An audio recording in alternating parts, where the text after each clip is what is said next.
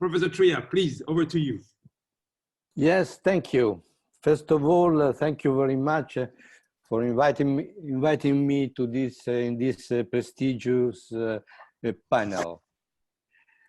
On regards of the theme of this panel, we know that in the post-COVID global scenario, the three main issues will be: first, how to manage the explosion of sovereign and private debts accumulated throughout the world. Second, how to regulate international capital flows resulting from liquidity created by the central bank's monetary stimulus. And finally, third, how to restore global supply chains. To all these aims, we need to maintain, or we should say, we need to strengthen or reinvent international economic cooperation. Indeed, it will not be an easy task in a complex environment where the strategic competition between the largest economies, namely China, United States, with an intermediate position of Europe, this competition is a pre-COVID legacy that has not disappeared and risks evolving from a trade confrontation to a financial and monetary confrontation. Today, in the post-COVID-19 world, the tendency on reviewing the global value chains, which have been the core element for the growth of international trade and of the global economy in the past decades, is probably going to reinforce with the idea to proceed towards a retreat from globalization or from the so-called hyper-globalization, both for technological and geopolitical competition reasons. This perspective would be economically devastating and dangerous for the possible deterioration of the relations and the trust between countries. And I think that a prolonged trade war risks to start a currency war and would probably affect the monetary and financial international systems. On the contrary, we need to coordinate the monetary policies at a global level and relaunch international trade in order to mitigate the impact of the crisis.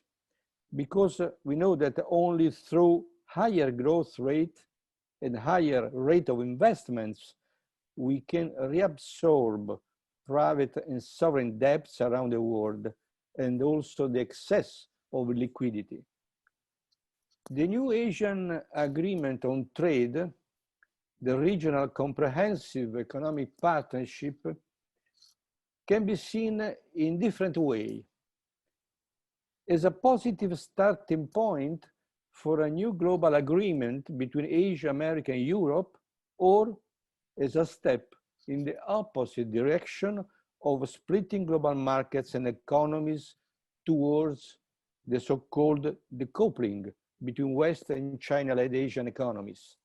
I think that the first option is in the interest of the West and of the world as a whole, even if this option implies a more general agreement on trade as well as on the architecture of the international financial and monetary systems that should take the new economic geography of the world into account.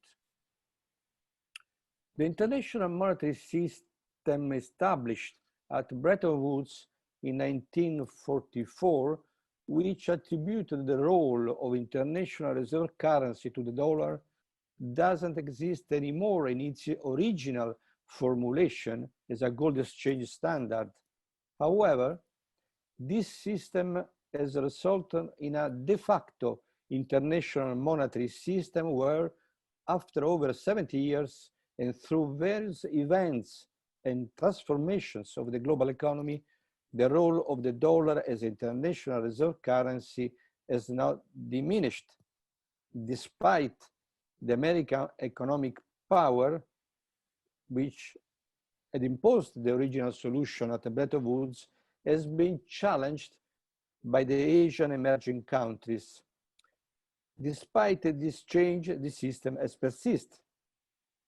The theoretical critique to a system where a national currency has the role of an international reserve currency has been reiterated many times in this long period, before and after the end of the dollar convertibility in 1971, and during the great financial crisis in 2009, when the so-called second Bretton Woods system, in which the Chinese currency was pegged to dollar, began to finish. Recently, three major factors have influenced, according to me, the resumption of this debate. The first factor is, again, the enhanced economic growth of emergent economies and their transformed position in international trade compared to 10 years ago. The second factor is the phenomenon that has been labeled also in the States as the weaponization of the dollar, that is to say, the increasing use of the dominant position of the dollar in international payment systems and international financial infrastructures with the aim to pursue geopolitical goals. The third factor, possibly representing the major element of this continuity with the past, is technology. Technology today offers a new efficient solutions for international payment system, and with the emergence of digital currencies and cryptocurrencies, reiterates on new basis the technical viability, though not yet political viability, of a global currency that recalled the old Keynesian idea of a supranational currency. Probably a multipolar system transition is needed. A multipolar system could be based either on several international currencies or a single global currency, which could take the form of a global electronic currency. It follows that technology today can play a key role in overtaking the network externalities that hinder the transition to a new international monetary system similar to that proposed by Keynes. China has already announced that the People's Bank of China is planning to issue an official digital currency, and the European Central Bank is studying a digital euro. To conclude, today's situation seems to have pushed to the limits the global financial and trade architecture, which since the conference of Bretton Woods over 75 years ago has ensured the stability of the financial order, and somehow, with the notable, of course, changes and the adaptation, arrived until nowadays. What came out from that conference was a framework to govern currencies, to govern trade, to govern development for many years to come. The establishment of the IMF as a guardian of financial stability and trade was decided in Bretton Woods. We now need to rethink a new scheme for the years to come, which entail a new Bretton Woods initiative jointly promoted by all main economies, including the new emerging ones. Actually, the attempt to avoid a long global recession should favor the idea of a new Bretton Woods, which, alongside with a new agreement on shared rules for international trade and WTO reform, could lay the foundations to a monetary system founded on rules coherent to those that should oversee international trade. Thank you. Thank you, Professor TRIA. I will concur with what you said. Clearly, yes, you talk a lot about the governance of trade, governance of finance. Why don't we look now at the governance of development? And if I can call of President of the New Development Bank, Marcos Prado TROYJO. Marcos, welcome. It's a great pleasure to see you. We met many years ago. You have been always a strong advocate of emerging market, of the BRICS. How do you see for where you sit now in Shanghai, with the New Development Bank, financing for development moving forward, and how do you see emerging markets as a fact that they were a major beneficiary of globalization, a major driver of growth over the last decade? Marcos, over to you, and thanks for joining.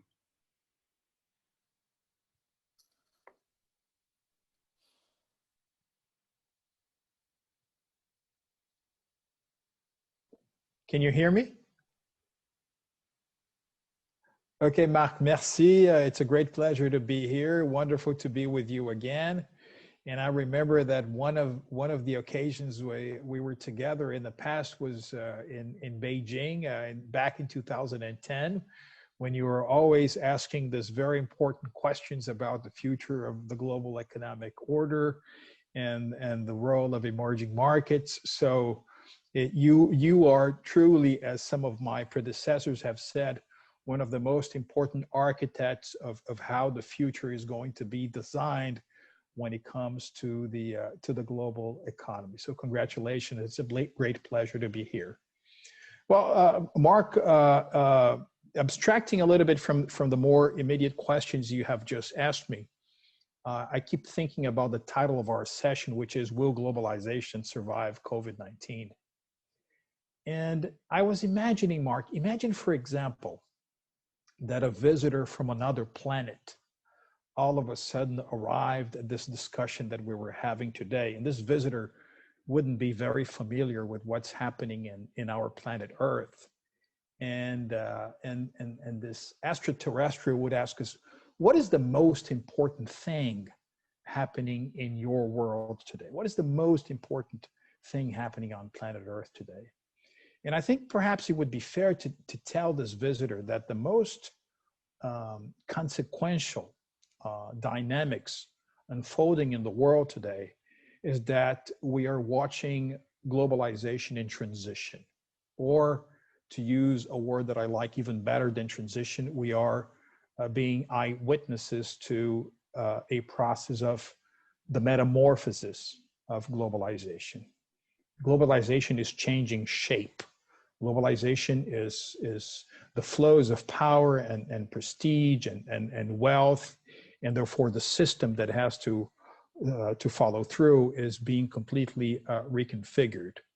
And that is very important, because if there's one lesson that we can extract from the past, and if you don't want to go too far back into history, but basically, post World War II world up until today, nations rise when they either shape or adapt competitively to the changing contours of globalization. And there is indeed a major change happening in the world as we speak. If you think back the past 30 years, it's not the first metamorphosis or major metamorphosis of globalization that we're seeing. Of course, with the fall of the Berlin Wall and the dismantling of the Soviet Union, we have indeed inserted our economies into a kind of deep globalization, as have some of our fellow panelists have described, whereas trade was increasing at a faster pace than global GDP, where there was a big expectation that regionalization was but a stopover to more globalization, where free markets, freer flows of the investment were the way to go, which probably was an air du temps, Marc, as the French like to call it, that lasted for about 20 years. So from, say, the fall of Berlin Wall all the way to the fall of Lehman Brothers in 2008. But then we have inaugurated another phase. What's happening in the world today is not necessarily new. What we're probably experiencing right now is the extreme version of a trend that got started with the Great Recession in 2008, where we have moved from deep globalization which was the paradigm from 1989 all the way to 2008, to a world where you have deglobalization. And the way that I use deglobalization here is more or less in the same sense that we use the word deceleration. So when you say that, for example, a vehicle is decelerating, you're not saying that the vehicle has completely stopped, but because the road is got more curves, or because of the weather, because of the climatic conditions, the vehicle is having to slow down and take more turn. So we have been in deglobalization for a while, and there are so many phenomena in recent years in which we can describe deglobalization as happening. And one of them, of course, Brexit, the trade war, more protectionism, the rise of local contentism, different countries across the globe, even those who have championed free trade very recently in history, now advocating for some kind of import substitution, industrialization 2.0. So deglobalization has been with us for a while. But going forward, and once again, the question is, will globalization survive? My impression, Mark, is that in reality, we're drafting a new chapter of globalization, right? And this new chapter, the metamorphosis, will be featuring at least 3 characteristics that I think will be with us for quite a while, and they're very important for us to describe. So the first one is, if you take into consideration, Mark, the tradition of G7, so the United States, Japan, Germany, the UK, France, Canada, and Italy. In 2019, they had a combined GDP measured at purchase power parity terms of $40 trillion. Whereas if you take into consideration for the same year of 2019, the so-called E7, so China, India, Brazil, Russia, Indonesia, Mexico, and Turkey, they have a combined GDP measured at purchase power parity terms of $53 trillion. So those changes in the tectonic plates that we saw a number of years ago towards a bigger size of the pie being represented by emerging economies has happened. It is there, and of course, this brings about a number of changes in the international flows of trade and liquidity that I think are more of a structural nature than just something that is featuring, that is registering in the radar screen for a couple of minutes. So it's going to be with us for a long time. And the second characteristic of this next chapter of globalization, which is of course very much related to this first, is we are also watching a major rerouting of global value chains. So the next chapter of globalization will see a major rerouting of global value chains. And please pay attention here that I'm not talking only about global supply chains. Global supply chains are part of this new geometry that's arising, but it's a phenomenon that goes much beyond supply. It also has to do with demand. It also has to do with new flows of marketing, of where research and development centers are location, where innovation is taking place. Let me give you one example, which I think is quite remarkable, and it has to do with the country where I'm from, Brazil. So as we all know, 2020 is perhaps the toughest years in global trade history. But if you take into consideration, for example, the Brazil-China bilateral trade, in the year 2000, Brazil-China bilateral trade was $1 billion a year. Today, 2020, Brazil-China trade is $1 billion every 72 hours. This year, for the first 11 months of 2020, Brazil has exported more to Bangladesh than it did to all Nordic countries combined. Brazil has exported more to Hong Kong than it did to the United Kingdom. Brazil has exported twice as much to South Korea than it did to France. Brazil has exported more to Malaysia and Thailand combined than to Germany and Switzerland combined. So I'm giving you this just as an example of how this rerouting is taking place. And when it comes specifically to production networks or to global supply chains, many people say that the relocation of manufacturing hubs, for example, is happening mostly because of geopolitics. And here, obviously, I don't want to downplay the role of geopolitics. It is very important, but I think it's much less determining than other factors. For example, the very natural evolution of some of the most important emerging economies in the world. Think, for example, of the metamorphosis of China. 30 years ago, when I got started in Brazil's diplomatic service, I did a research on how much of countries' GDP went to research and development. So in the early 1990s, China was devoting about 0.2% of its GDP to research, development, and innovation. Well, today, that percentage is edging close to 2.5% of GDP, which is close to the average of what OECD countries contribute to their own efforts in innovation. So no wonder China is now head-to-head in terms of depositing intellectual property rights, and it's leading the world in some of the most advanced technology. So as a result, you see an organic shift in China's economic activity, and therefore you can attest to a phenomenon that you've already seen in Japan in the 70s and 80s, in which labor, for example, became so expensive that those less value-added activities migrated to South Korea or to Taiwan or to Hong Kong, therefore giving birth to what later economic literature would call the Asian tiger. So you see that phenomenon happening today as well. So China's economic vicinity, Vietnam, Bangladesh, Pakistan, India to a major extent, Myanmar, absorbing an important portion of those manufacturing hubs that are more of a low value-added characteristic as a result of China's economic evolution. So once again, domestic evolution being very important in the rerouting of value chains. The third one, of course, is trade and investment agreements, as some of you have mentioned.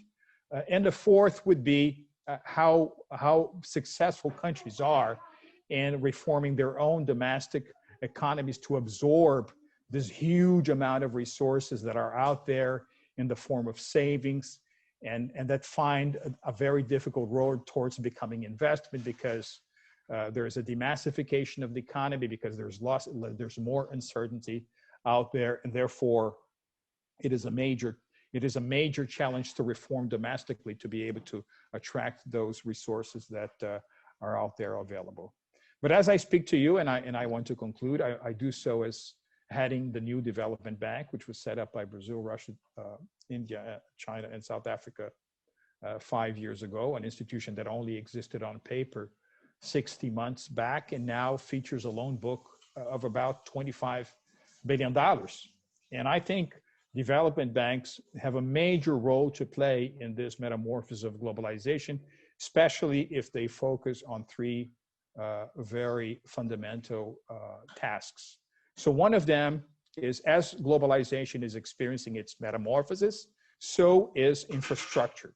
So the traditional difference between physical infrastructure and technological infrastructure or smart infrastructure is no longer there. Those fault lines are disappearing. So even the most traditional infrastructure investment now has to be tech intensive so as to cater to the needs of the fourth industrial revolution.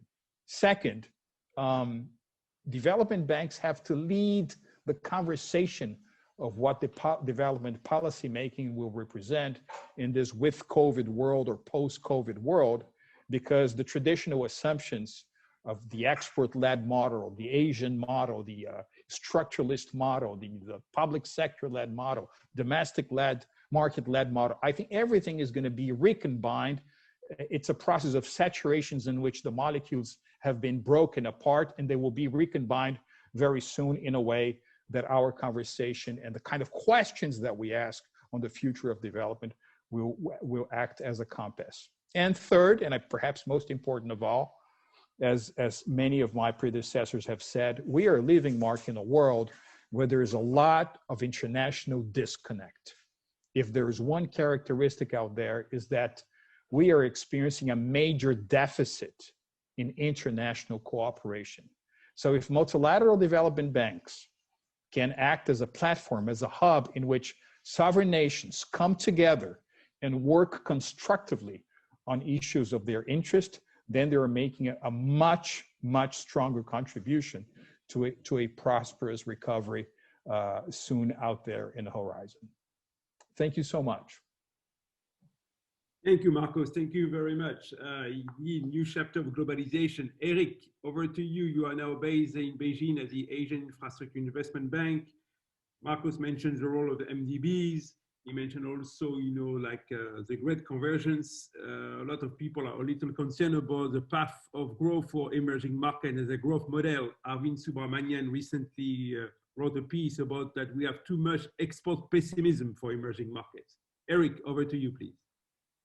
Thank you, Mark, and thank you for convening this very interesting and enlightening panel. It's rare for me to be with so many friends and mentors in one panel. So I very much want to pick up where Marcos left off. And you know, I see the role of these multilateral institutions very much as facilitating this transformation that Marcos was talking about. And of course, today we are talking particularly about the transformation that may happen between Asia and Europe and the various economic connections that exist and we hope will develop in the future. Of course, it is going through a very difficult time and we should not ignore that. But I very much hope that I can play some small role in my current role here at the AIB to promote that exchange in the near future. So I wanted to look at these global value chains, or you know, look at them from where I sit in Beijing and where I sit sort of in the emerging world, and it looks indeed very how should I put it, dynamic, and it's evolving very quickly, but it also looks fragile, and I want to talk about both those aspects. And perhaps, you know, we have seen China has done this remarkable transformation and that Marcos captured so well. And the question is now, can other countries in the 21st century do the same thing? And of course, there have been countries before China doing this, but is it possible now to do it? Because I think it is a different world from the one that previous countries had to face when they went through this particular transformation. So I'm going to talk about it, as I said, from one particular aspect, and it's probably the most important aspect. If you look at how globalization has changed over the last 20 years, it is very much what's happened to global value chains. It's on the one hand, the tremendous growth of these value chains in the international trade, accounting, you know, at the time of the global financial crisis for about half of total exports. And then in the following 10 years, it's kind of stagnated on the surface. So it had the same percentage of global exports, but what happened underneath that is extremely important, because it was in that transformation underneath that China came to play and such an important role and increasing role, to some extent at the expense of other emerging economies, particularly in providing intermediate goods. So that is the big change since the global financial crisis, is China's real emergence as the mass producer of intermediate goods for the rest of the world, and for its own, by the way, the final goods as well. So that's the background. When I want to look at these global value chains, I think we need to remember that they are deeply embedded, and they're deeply embedded in, I would say, 4 different ways. They're deeply embedded in overall growth strategies. So the strategies that countries have to go from low to middle to high income. They also constantly evolve, reflecting technological shifts, and I'll come back to those. And very importantly, and Marcus and others have referred to this, they are deeply embedded in domestic political economy environments, but they're also deeply embedded in global political economy environment. And they are very sensitive to disruption because they are based on very small and diminishing margins. They have very high switching costs. Yes, we are seeing some attempts to sort of build in redundancy, find maybe a diversification of supply, but it's not going to be easy because they are indeed, very. The whole idea is that they have managed to bring down costs tremendously. So that's the reality. So if I start with the growth strategy and what role they are playing, well, they are very much part of this transformation from investment-led growth to innovation-led growth. And that's the journey that China has been through and other countries have been through before China. And that is a very fundamental change, which has to do, of course, with many things and many changes in the structure of the economy, but also in the institutions that sort of match those structural changes. And that's where I'm worried that this will be a more difficult journey going forward, partly because changes at the technological frontier, where all the new genuine innovation, the completely new products and processes and forms of organization happen, that change is going increasingly fast, and it's going to be increasingly demanding to be at that frontier. And that's, I think China has prepared itself well for that. Will other emerging economies be able to make the same preparations? The second aspect that I think is extremely important is the political or constraints that come from the environment and from the social constraints, and I'll go through them in a moment. So let me just start first with the changing technology. And here, I'll be very quick, but what really is significant for economies that are at the frontier is that ecosystem of small enterprises and emphasizing entrepreneurship, importing, innovating technology, and very importantly, both entry and exit of firms. They are very specialized. It's much easier in a way to enter into these global value chains today than it was maybe 10, 15 years ago, because you can break into a small part of these value chains. And this kind of fragmentation has been further advanced by the information content and the increasing importance of information. So it's much less today about goods and not even so much about services. It's really about information transfers. And that kind of reinforces the fragmentation of both design and production. And of course, then you have robotization and you have artificial intelligence, and in different ways affect where you want to locate production. So those are kind of technological changes that you need to think about when you look at this transformation. If you look at social equity, and Jacob mentioned it and others have referred to it, we have seen the impact of these challenges to equity or increasing inequality, and not all rise of populism that we've seen comes from that, but a very important part of it does, I think. And you will have, with this accelerating technological change, you have a much more changes in employers. People will work in many different places. Careers will look very different. Occupations will look very different. There will be a sharp rise in inequality, as we have seen, and this sort of income convergence that we have seen globally has been very unevenly distributed.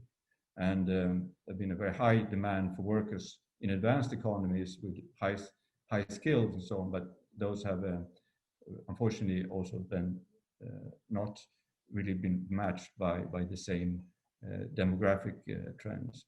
Sectors and countries are more exposed today to lower productivity growth, and foreign-owned firms seem to cope much better with this higher wages and more training. and a lot of medium-skilled jobs are disappearing fast, both in advanced and emerging economies, and this leads again to polarization and feeds populists. So all those kind of social changes will be constraints, I think, on globalization and particularly on global value chains. Then enter COVID-19, and COVID-19 was a shock to the system that sort of tested the resilience, and we saw that the global value chains were dramatically affected initially, but they actually quickly recovered, and particularly, of course, we've seen this in China. Trade was also affected, but it is recovering. But it also, COVID-19 also reminded us of deep existing inequalities, and it also created maybe some new ones across countries and within countries. And of course, when you look at geopolitics, I mentioned this sort of global political economy. I think there's no question that unfortunately COVID-19 has had a further enhanced fractures that we saw in the global economy and global geopolitics, and that was something that will be a real challenge for globalization going forward. So let me conclude with what can emerging economies do to respond to this sort of changing conditions for going through this transformation that we have spoken about.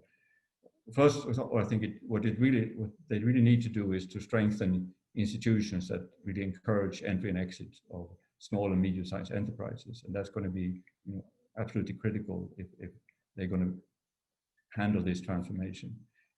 They will need to think more systematically about industrial policies that stimulates innovation generally and in individual sectors. Again, we're not talking about creating national champions or even having massive industrial strategies, but it's about creating conditions in individual sectors that promotes innovation, that encourage the entry and exit of firms. We need to build the infrastructure for tomorrow, and we spoke, and Marcus spoke very convincingly about the importance of infrastructure, I mean, digital infrastructure, but also conventional infrastructure. As Marcus was saying, this has become the soft component of traditional infrastructure is increasingly important, and to get it socially, environmentally, economically sustainable is going to be critical, and there the MDB is going to play a very important role. And finally, really the core word I think that comes out of the COVID-19 experience is resilience. So we really need to think about how can we build in resilience, both in advanced economies, but so much more so in emerging and developing economies. How do we get better preparedness domestically, but also regionally and globally? And how do we build into systems, both the adaptability, but also some redundancy that allows us to meet these challenges. So with those words, I want to conclude and listen to the rest of the debate. Thank you. Thank you, Erik. Thank you very much. Yes, we have two more remaining speakers. If I can call on Shamshad AKHTAR. Shamshad, thank you very much also because you were behind hosting this panel with the BOAO Forum and Ambrosetti. Shamshad, over to you, please. Thank you, Mark. It's a pleasure to hear everybody. And I'm delighted that the effort that we have jointly put in to get this going, and we have really managed to get the spirit out of what we wanted to achieve. So a lot has been said about globalization. I have to say I fully agree with everything. So rather than try to repeat what others have said, just to make the point that I do believe globalization has survived and it is here to stay. The dissatisfaction with globalization is in different dimensions, and it's largely because globalization has gone on and on without having effective safeguards, without having effective global institutions which have been talked about, without checks and balances on excesses, and so on and so forth. So what is important that in the next phase, as we talk about the new normal, that we need to really take stock of what is outstanding. And there are lots of institutions that have been established in the last decade or so. Are they really delivering effectively? Why are they not delivering? How can we turn them around to reinforce the good elements of globalization and to deliver effectively? The dissatisfaction with globalization is because till to date, there has been no progress on sustainable development agenda, which was unanimously approved by all the member states at the United Nations. The dissatisfaction with globalization is because we still have a large proportion of people with no water, no electricity, and no jobs. And this triple crisis is glaringly showing to us that there will be further further increases in the vulnerabilities on the social front, on the environmental front, economic vulnerabilities, and that globalization has to be fixed to be able to serve these segments of the societies in a better manner. So I touched upon crises. Everybody says, well, this is a crisis which is no different from other crises, and some say, well, this crisis is different from other crises. Now, we are more attuned as economists to be witnessing financial crisis, and that then results in economic crisis, or economic crisis that results in financial crisis. But today we are facing multiple crises, and this is what complicates matters. We have today a pandemic crisis, a health crisis, then we have another crisis which is looming crisis, which is the debt crisis, and then we have climate crisis, not only just waiting but knocking our doors. And we think pandemic is one of the worst crises because of all the spillovers that it has had. But wait to see what will unfold should climate play havoc at the global landscape. And I think everybody has contributed phenomenally in trying to pick up issues on how do we really move forward with globalization. And I think given the disagreements sometimes in the global governance system, that perhaps the way forward is, as Asia and Europe have done, is to build further robustly the regional institutions and to take forward the regional momentum to ultimately influence the global governance system. But both are needed to reinforce each other. With this overview, I'd like to zero in only on one issue, which I feel is very critical, because there are lots of inequalities that exist. All the evidence before the crisis was pointing towards substantive rising inequalities. All types of inequalities have emerged, and basically outcome inequality, excess inequality, and so on and so forth. So I'd like to zero in on the debt dimension. So have we got the debt diagnostics right? Are we satisfied with the debt suspension or the debt relief framework? I think it's important to recognize that despite the G20's very welcome steps forward, that the debt dynamics analysis are complicated by fragmented disclosures of debt and in the terms and conditions, particularly of private debt. And I say that because this is such a simple thing. It doesn't require scientific community to tell us how to go about doing it or develop a scenario analysis. And protracted voluntary settlements create always in the past uncertainties and downgrading fears with costly market excess, and hence whatever debt suspension that has been offered thus far, countries have hesitated too, because those that have moved from concessional financing to market excess are really fearful, particularly in sub-Saharan Africa, to even lose that market, no matter how costly that is. So let's backtrack a bit, that after a phase of deleveraging post 2008, global debt grew at a faster pace since 2016, and one would have anticipated that after that crisis there will not be so much leveraging because of such a massive financial architecture, and with the financial stability platform and so on and so forth being there, BIS, IMF, everybody is there watching it. But what is unfortunate also, besides this debt accumulation, that its investment and growth or job generating capacity has been quite low, and that is part of the dissatisfaction of globalization.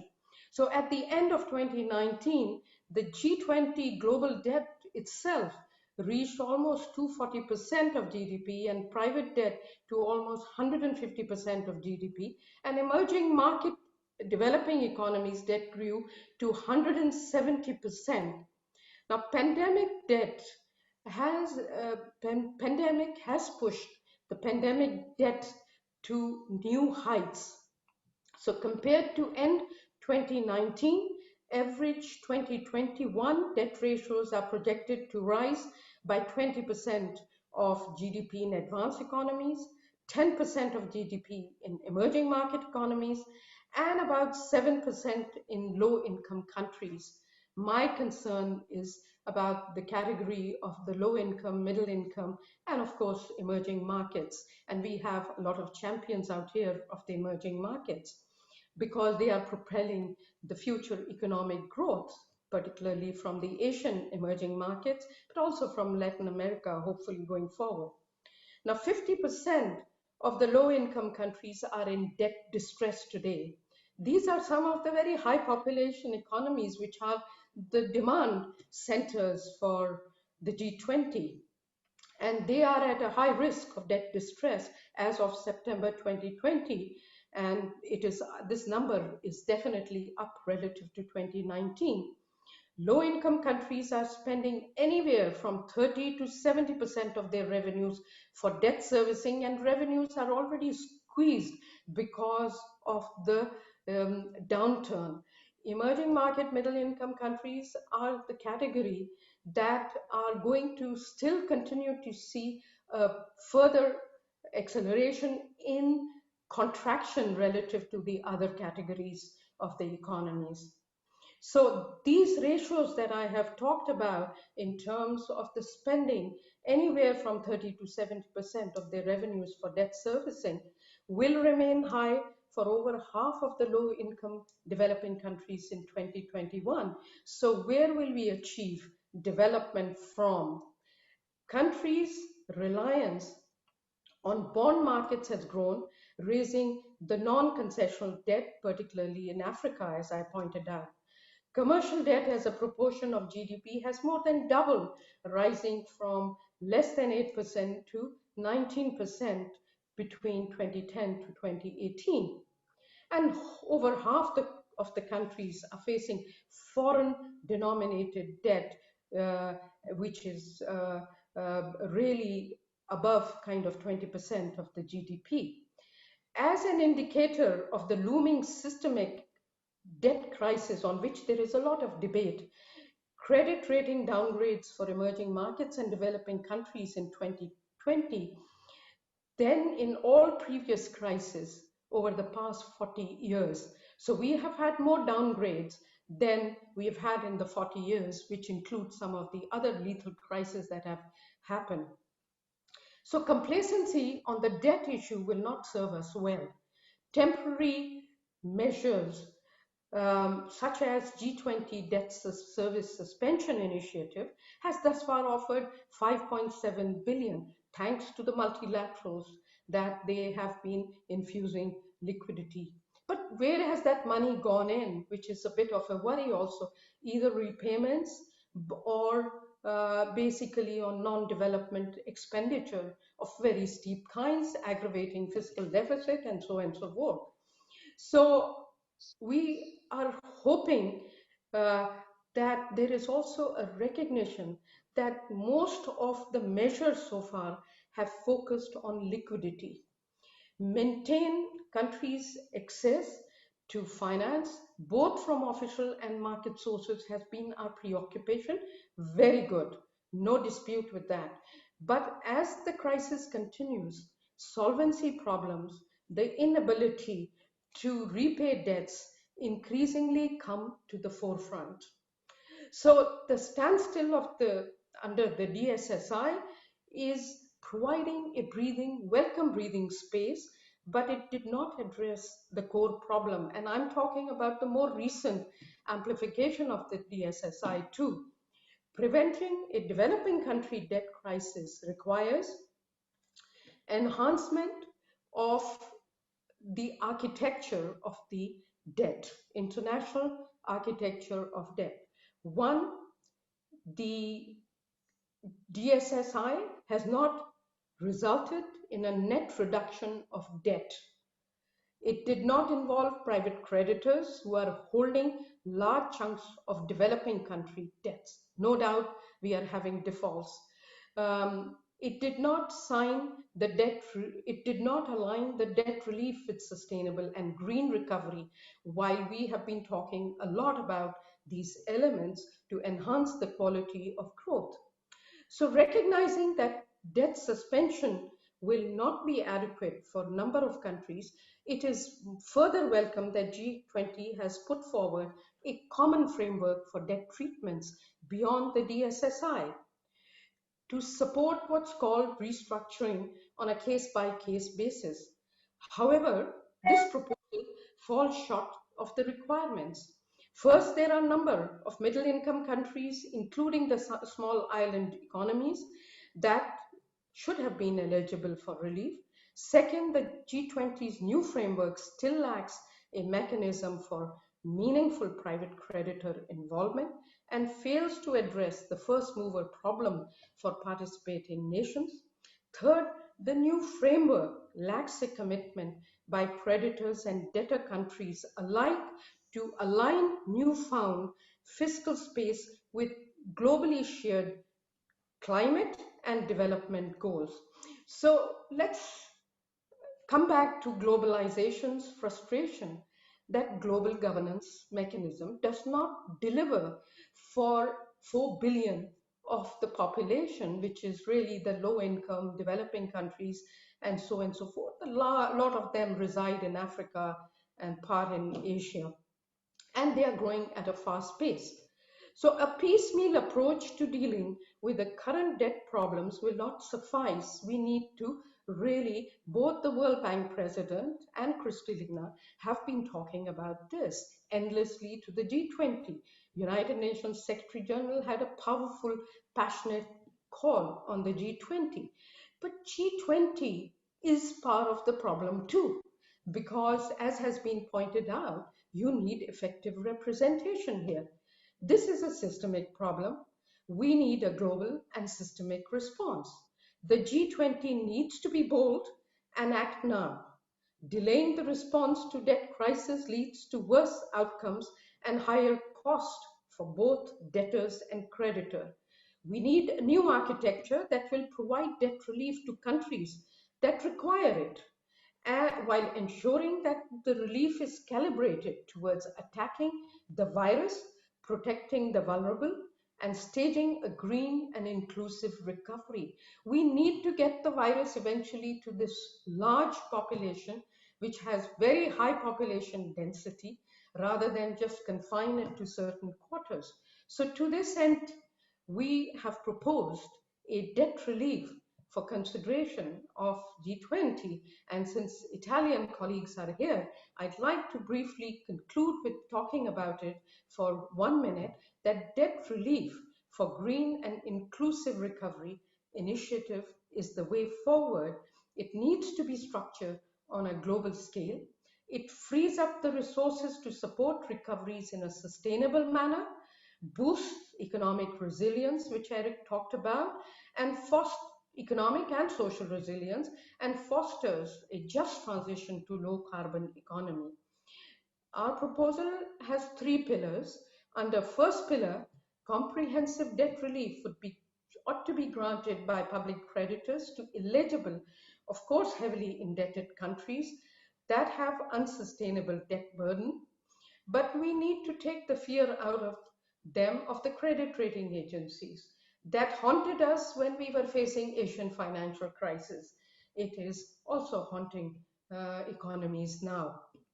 Governments receiving debt relief would need to commit to reforms that align their policies and budget with 2030 agenda for sustainable development and Paris Agreement.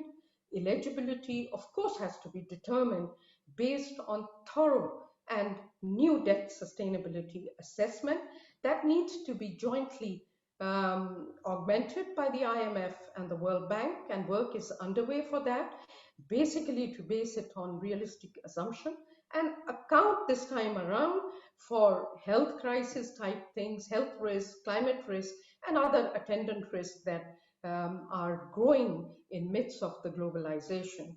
So IMF should make its programs now conditional on this kind of architecture and involve private creditors who have never kind of listened in the past. I actually have to say I like very much and support that we have to safeguard the preferred creditor status of multilateral institutions, because their losses would eventually need to be financed by bilateral contributions. So eventually we have to follow Governor Zhu there, because the proceeds from either the gold sales or issuance of either the reallocation of the special drawing rights or new SDRs is what's required. We have a second pillar which talks about private creditors participating in debt restructuring. They should swap their old debt holdings with a haircut for new green recovery bonds.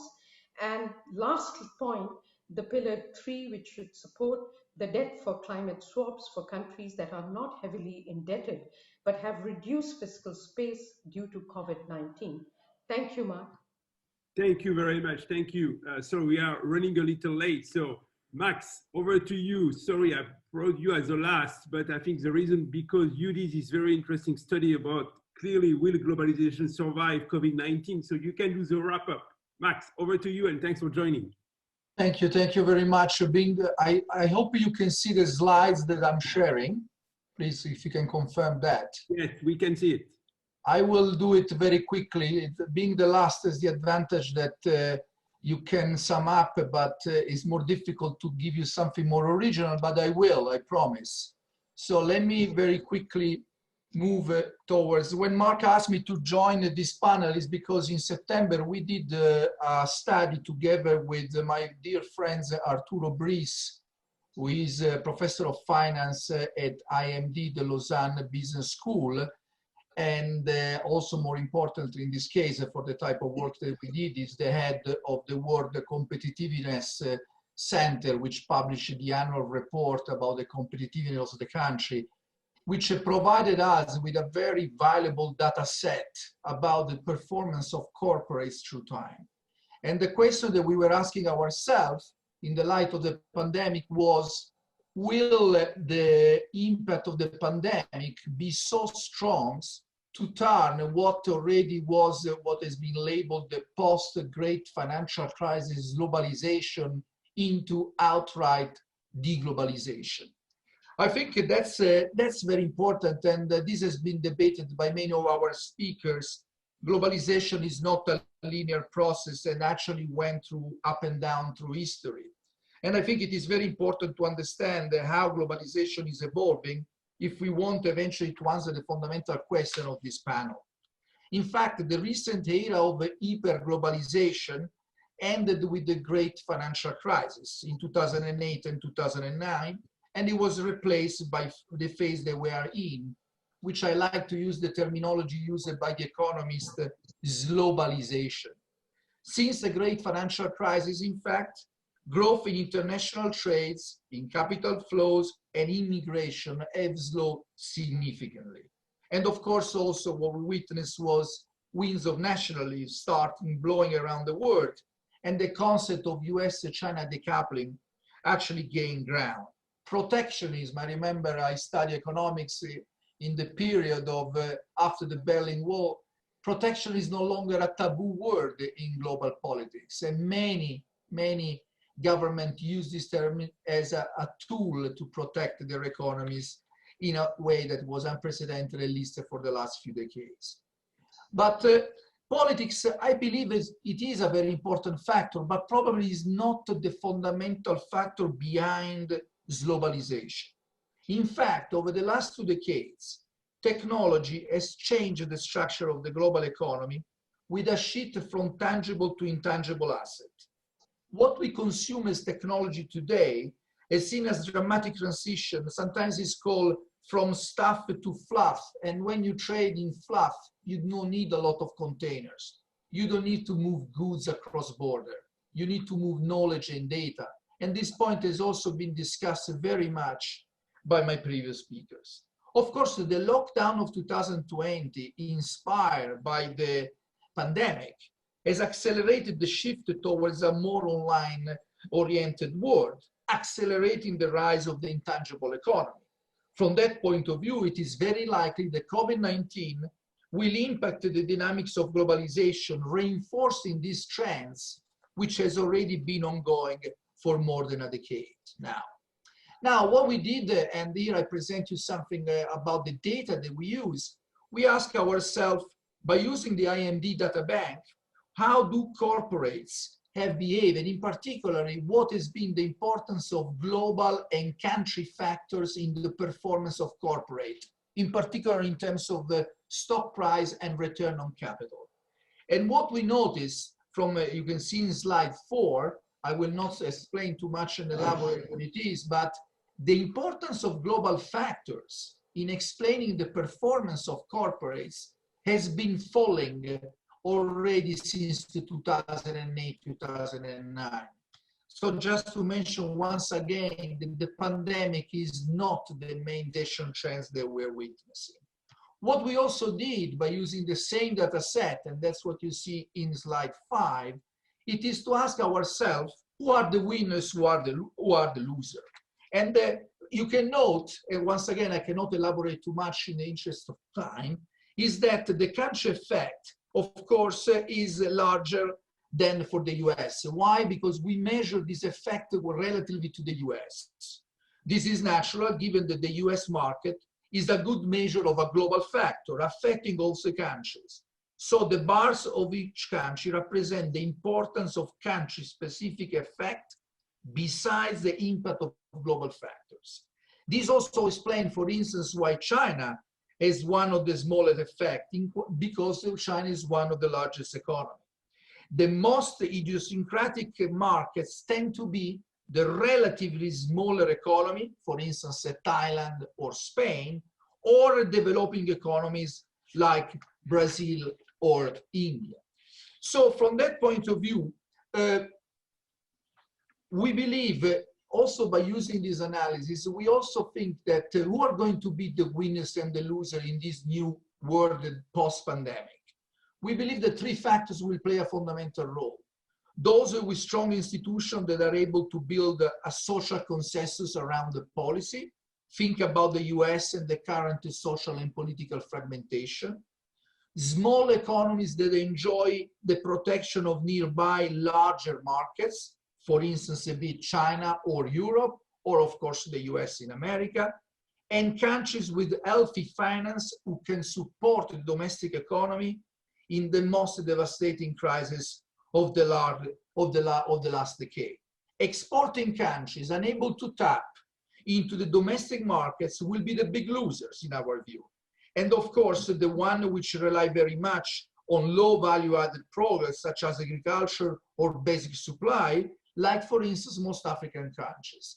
This is something very important to keep in mind because the competitiveness concept that we have been used to rely on over the few decades in the new type of globalization that we're moving in will be very different. Let me conclude by taking a point which has been raised by several speakers.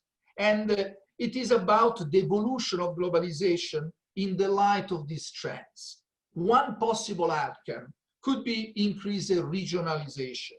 It is, however, unclear in which form and under which institutional setup the new regional bloc will organize. Of course, we heard from Klaus about the European Union. I think also Professor TRIA pointed to the fact of what's happening in Europe, but it will be very interesting. And we also heard about the new trade agreement in Asia, which give an idea of what could be the future of Asian trade and financial integration. But what is not clear, however, it is how, first of all, how much protection is these three blocks will be between them.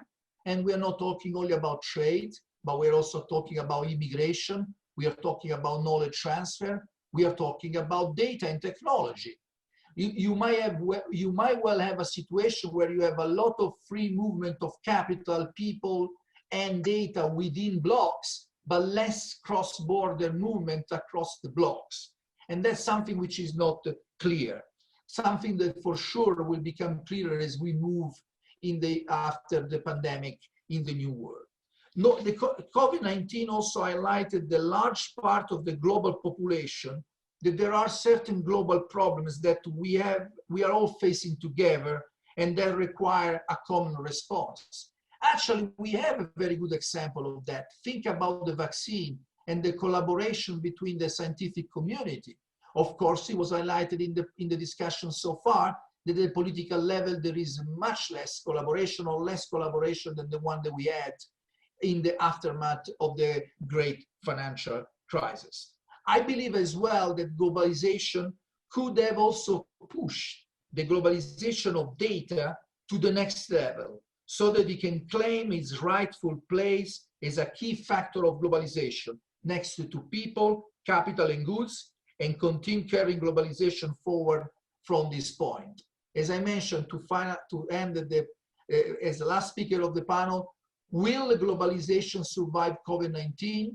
The answer of our paper is yes, but there will be winners and losers. And of course, each country will have to look at its own agenda to compete effectively into this new world. Thank you very much, Mark, and thank you to everybody. Thank you, Max. Thank you very much for all our panelists. Sorry, we have been running late to bring now the second roundtable organized with Ambrosetti Forum, the Asia-Europe Economic Outlook. Before I give the floor to the moderator, let me thank all of you for joining, for participating on this very interesting panel about will globalization survive COVID-19. Max concluded with an optimistic note. And I believe there's a lot of thinking, a lot of work that we can do for 2021 that's going to be a better year for everyone. Stay safe. And now let me give the floor to our moderator for the next sessions. And thanks again for our co-host. Thank you so much.